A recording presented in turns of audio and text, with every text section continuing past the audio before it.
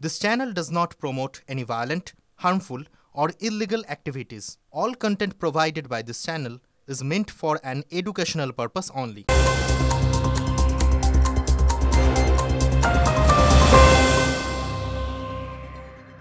দেখছেন টিভি 9 বাংলা, আমি আপনাদের সঙ্গে। 60 লিখিত পরীক্ষায় ফুল মার্কস, কিন্তু চাকরি দূরস্থ। 100% নম্বর সত্ত্বেও ইন্টারভিউয়েই ডাক পেলেন না বহু চাকরি প্রার্থী। চাকরিহারাদের অভিজ্ঞতা 10 নম্বর বরাদ্দ এসএসসি, আর তার সঙ্গে লড়াইয়ে তাই গোড়াতেই হেরে গেলেন নম্বরা, অর্থাৎ আদির সঙ্গে হেরে গেলেন নম্বরায় 10 নম্বরের জন্য। বহু বাড়িতে তাই হতাশার সুর।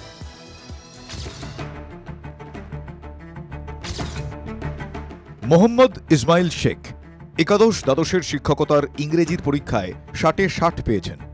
ইংরেজিতেই 60 পেয়েছেন ধৃতিপাল। লিখিত পরীক্ষায় ফুল মার্কস পেয়েছেন ইংরেজির মোহাম্মদ মিজানুর রহমানও। কিন্তু তিনজনের কেউই ইন্টারভিউয়ে ডাক পাননি, কারণ কাট অফ মার্কস অনেকটাই বেশি। 100% নম্বর পেয়েও কেন পিছিয়ে পড়লেন ইসমাইল, ধৃতি, মিজানুররা? নেপথ্যে এবারের পরীক্ষায় এসএসসির নতুন নিয়ম। চাকরিহারা শিক্ষকদের অভিজ্ঞতার জন্য 10 নম্বর বরাদ্দ এসএসসির। ইন্টারভিউয়ের আগে অভিজ্ঞতার নম্বর যোগ করায় বিপাকে ফ্রেশাররা। ইতিহাসে 60 পেয়েছেন নদিয়ার ভাস্কর রায়। শিক্ষাগত যোগ্যতার জন্য 10-এ 10, অর্থাৎ 70-এ 70। তবু শিখে ছেড়েনি ভাস্করের। কাট অফ 75 হওয়ায় ইন্টারভিউয়ে ডাক পাননি ভাস্কর। শেষ হয়ে গেল শিক্ষকতার স্বপ্ন। রেজাল্টটা দেখে খুব শকড হয়ে গেছি, যে মানে আশা করেছিলাম যে ইন্টারভিউতে ডাক পাবো। এই যা পরিস্থিতি বর্তমান, আর হয়তো আমরা জীবনে কোনোদিন চান্স পাবো না। 32 আমার এজ, তা আমি এই ফার্স্ট জীবনে বসলাম এসএসসি। এক প্রকার প্রফেসরের পর্যায়ে নামিয়ে আনলাম আমাদের। লিখিত পরীক্ষার নম্বরের সঙ্গে অভিজ্ঞতার নম্বর যোগ করায় ইতিমধ্যেই একাধিক মামলা হয়েছে কলকাতা হাইকোর্টে। এন্ট্রি লেভেলে যদি এক্সপিরিয়েন্সের নাম্বার দেওয়া হয়, সেটা সাংবিধানিকভাবে বৈধ হওয়াটার সম্ভাবনা কম। তার কারণ হচ্ছে, তাহলে কোনো ফ্রেশার্সই আর সুযোগ পাবে না। আগের যারা সার্ভিস করছিলেন তারাই শুধুমাত্র চাকরি করতে পারবেন। এসএসসির ভূমিকা নিয়ে প্রশ্ন বিরোধীদেরও। ফ্রেশাররা আর যত সুযোগ পাননি। রাজ্য বাহিনী তৃণমূলের এমন করা করেছে, ফ্রেশারদের এখানে কার্যত কোনো চান্স নেই, তাদেরকে আবার প্রতারিত করা হলো। শিক্ষিত বেকার যুবক যুবতীদের সঙ্গে যে প্রতারণাটা মমতা বন্দ্যোপাধ্যায় করেছেন, তার নেতৃত্বাধীন, তার পরিচালিত, তার অঙ্গুলি নির্দেশে এসএসসি করেছে, এই ক্ষমার অযোগ্য অপরাধ হয়েছে। উচিত ছিল 2016 সালে যারা চাকরি বাতিল হয়েছে তাদের পরীক্ষাটা আলাদা হোক, আর যারা নতুন দিচ্ছে তাদের পরীক্ষাটা আলাদা হোক। আজকে তারা পুরো নম্বর পেয়েও আজকে 10 মার্কস যারা আগে 2016-দের দেওয়া হলো, তার জন্য এরা পিছিয়ে গেছে। স্রেফ অভিজ্ঞতার জন্য আদিদের কাছে হেরে গেলেন বহু তরতাজা নব্য পরীক্ষার্থী। আবার কবে সুযোগ আসবে? সহসা সুযোগ কি আদৌ আসবে? প্রশ্ন বেকার তরুণ তরুণীদের। Bureau report, TV 9 Bangla. আর নতুন এই নিয়োগেও এসএসসির গায়ে কেলেঙ্কারির কাল। দাগি শিক্ষককেও ইন্টারভিউয়ে ডাকলো স্কুল সার্ভিস কমিশন। সুপ্রিম কোর্টের নির্দেশ ছিল দাগিরা পরীক্ষাতেই বসতে পারবেন না। রায়গঞ্জের দাগি নীতিশ রঞ্জন বর্মন অ্যাডমিট পেয়েছেন, পরীক্ষা দিয়েছেন, পাশ করেছেন, ইন্টারভিউয়েও ডাক পেয়ে গেলেন। কিভাবে হলো এত বড় অনিয়ম? প্রশ্ন তুলে সরব হয়েছেন আইনজীবীরা। আর নতুন নিয়োগেও মামলার জটের আশঙ্কা তাই ক্রমাগত জোরালো হচ্ছে। বড় সড় প্রশ্নচিহ্ন উঠে গেল এসএসসির নতুন ইন্টারভিউ লিস্টকে কেন্দ্র করে। নতুন নিয়োগেও কেলেঙ্কারি এসএসসির।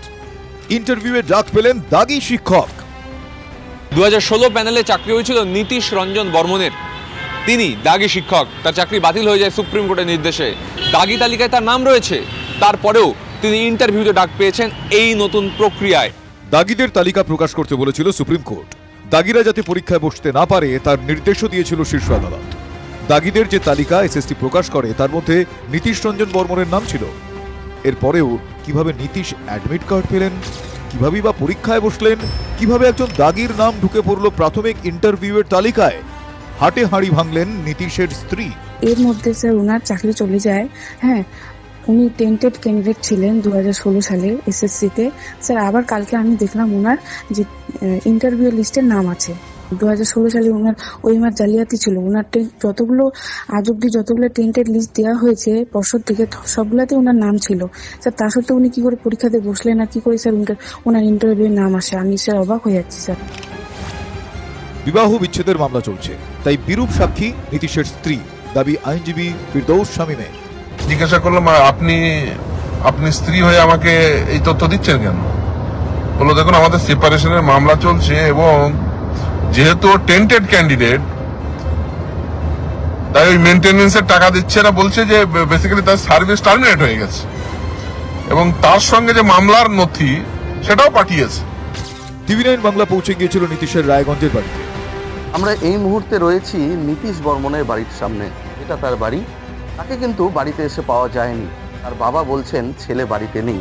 তো সুপ্রিম কোর্টের নির্দেশ এটা, ওরা আমার ছেলে তো হ্যান্ডিক্যাপ, সেই অনুসারে হ্যান্ডিক্যাপকে ছাড় দেওয়া হয়েছে।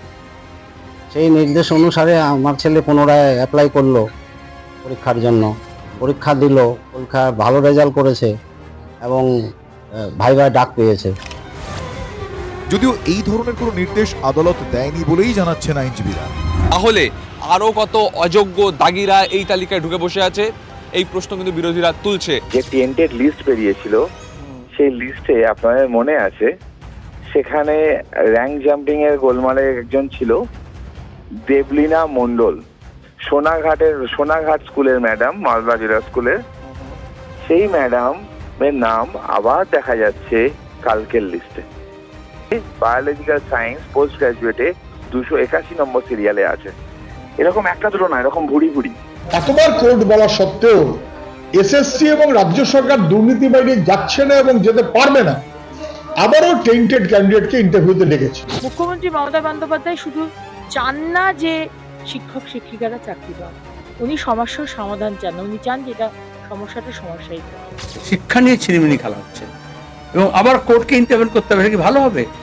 রবিবারই জেলবন্দি তৃণমূল বিধায়ক জীবন কৃষ্ণ সাহার বিরুদ্ধে নতুন নিয়োগেও দুর্নীতি করার অভিযোগ তুলে সরব হয়েছেন বিরোধী দলনেতা শুভেন্দু অধিকারী। অডিও ক্লিপ সামনে এনে ইডির কাছে তদন্তের আবেদন করেছেন শুভেন্দু অধিকারী। পরীক্ষাতেও প্রমাণ হলো জেলের ভিতরে থেকে জীবন কৃষ্ণ সাহা টাকা তুলছে। 50 টাকা লাগবে, 15.5 পেয়েছি। আপনি নিজে শুনুন, 16-11-তে আমি কালকেই ইডির কাছে ফোন নম্বর ইত্যাদি পাঠাবো। শুভেন্দুর ফেরেববাজি নিয়ে কোনো মন্তব্যই করবো না। এর আগেও ডিসেম্বরে সরকার ফেলে দেবে 3 বার বলেছিল। কদিন আগে এসএসসির প্রশ্ন নাকি ওর কাছে রয়েছে, ডায়লগ দিয়েছিল। ওর ফেরেববাজি বন্ধ করে কোর্টে গিয়ে মামলা করতে বলুন, উত্তর দিয়ে দেবে। জেলের বাইরে থেকে শুভেন্দু অধিকারী তৃণমূলের নেতা চাকরি বিক্রির ব্যবস্থা করেছে, মুখ্যমন্ত্রী অভিযোগ করেছেন, ওরই মুখ্যমন্ত্রী ছিল।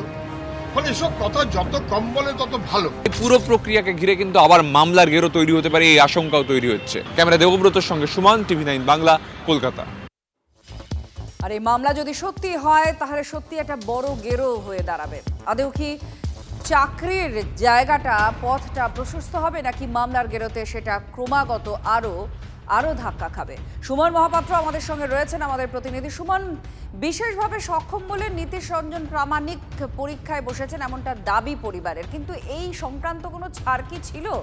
মামলা হওয়ার আশঙ্কা বা মামলা হওয়ার জায়গা তো তাহলে তৈরি হয়ে যাচ্ছে, গ্রাউন্ড তৈরি হয়ে যাচ্ছে। এটা একেবারেই তাই। এই যে এসএসসির নতুন যে প্রক্রিয়া তা কিন্তু আবারও মামলার গেরোয় পড়তে চলেছে। তার কারণ ইতিমধ্যেই আইনজীবী ফিরদৌস শামীম তিনি মামলার কথা বলেছেন। 28 তারিখ মামলার শুনানিও রয়েছে। দেখো, যেটা বলা রয়েছিল কলকাতা হাইকোর্টের অর্ডারে যে ডিসেবলডরা তারা কিন্তু একটা এক্সট্রা সুবিধা পাবেন, কিন্তু সুপ্রিম কোর্ট পরিষ্কার করে বলে দিয়েছিল যে কোনো টেন্টেড পরীক্ষায় বসতে পারবেন না। সেক্ষেত্রে কিন্তু নীতিশ রঞ্জনের পরীক্ষায় বসা অনিশ্চিত হয়ে যায়। এক্ষেত্রে এসএসসি যে যুক্তি দিতে চাইছে বা পরিবার যে যুক্তি দিচ্ছে তাকে ঠিকছে না, এমনটাই মনে করছে আইনজীবী মহল। ফলে আবারও কিন্তু মামলার জট এবং আবারও কিন্তু এসএসসি কে হাইকোর্ট সুপ্রিম কোর্ট ছুটতে হবে। সব মিলিয়ে বাংলায় না চাকরির ভবিষ্যৎটা পুরো মামলার জটে আছেই। ধন্যবাদ সুমন, আমাদের সঙ্গে ছিলেন এবং আপনারা শুনলেন যে মামলার একটা গ্রাউন্ড কিন্তু তৈরি হচ্ছে। কারণ এই চাকরি প্রার্থী তার চাকরি একদিকে তিনি বিশেষভাবে সক্ষম বলে পরীক্ষা দিয়েছেন এমনটা দাবি করছে তার পরিবার, এদিকে সুপ্রিম কোর্টের একদম স্পষ্ট নির্দেশ রয়েছে কোনো দাগে পরীক্ষাতে বসতেই পারবেন না। এবার আরও একটা জেলা, তার মধ্যে একটি জায়গা ভাঙড়। সেখানে গোলা বোমা এগুলো চলতেই থাকে। এবার গুলি চলেছে বলে এমনটাই খবর। ভাঙড়ের পোলের হাটে তৃণমূল আর আইএসএফ এর মধ্যে ব্যাপক সংঘর্ষ হয়। নওশাদ সিদ্দিকীর ছবি দেওয়া আইএসএফ এর রক্তদান শিবিরের গেট ভেঙে দেওয়ার অভিযোগ ওঠে তৃণমূলের বিরুদ্ধে। আইএসএফ এর বিরুদ্ধে পাল্টা গুলি চালানোর অভিযোগ ওঠে। তৃণমূল অভিযোগ তোলে আইএসএফ কর্মীর বাইকে ভাঙচুর চালানো হয় বলেও অভিযোগ। এই কর্মসূচিটা নিচ্ছিল, সেখানে সেই জমির যে মালিক, সেই মালিক অলরেডি লিখিতভাবে থানাতে একটা কমপ্লেন করেছে যে আমার জায়গার উপরে এই ধরনের কর্মসূচি যাতে না হয় সেই ব্যবস্থা গ্রহণ করার জন্য। কিন্তু তারপরেও গায়ের জোরে সেখানে এই কর্মসূচি তারা নেওয়ার চেষ্টা করেছে। জমির মালিক সহ গ্রামবাসীরা সেখানে বাধা দিয়েছে এবং আমরা যেটুকু খবর পাচ্ছি যে আইএসএফ আশ্রিত সমাজ বিরোধীরা 2 রাউন্ড গুলি চালিয়েছে। আমরা কলকাতা পুলিশের যারা কর্মকর্তা আছেন আমি তাদেরকে অনুরোধ করব, যদি যেভাবে গুলি চালানো হয়েছে সেই ক্রিমিনাল, সেই সমাজ বিরোধীকে অবিলম্বে গ্রেপ্তার করা এবং তাদেরকে দৃষ্টান্তমূলক শাস্তি দেওয়ার ব্যবস্থা করা হোক। সব থানা পারমিশন নিয়ে রক্তদান শিবির করবো বলে আমাদের ওই বাগানাতে একটা গেট বাঁধা চলছিল, এমনকি ব্যানার লাগাচ্ছি, লাগানো বলে দিয়েছি। হরুন তার দলবল এনে পুরো ওখানে যেসব ছেলেপিলেরা ছিল তাদের উপরে আক্রমণ করেছে, মারধর করেছে। ছেলেরা সাংগঠনিকভাবে একদম দুর্বল হয়ে ভেঙে পড়েছে। তাই বলে একটা এই মানুষের যে আমরা পাশে দাঁড়ানোর চেষ্টা করছি অর্পণ শিবির, সেই জায়গায় এসে ওনারা আক্রমণ করছে। খরিলি লোকেরা এসে আমার স্বামীকে মারধর করেছে।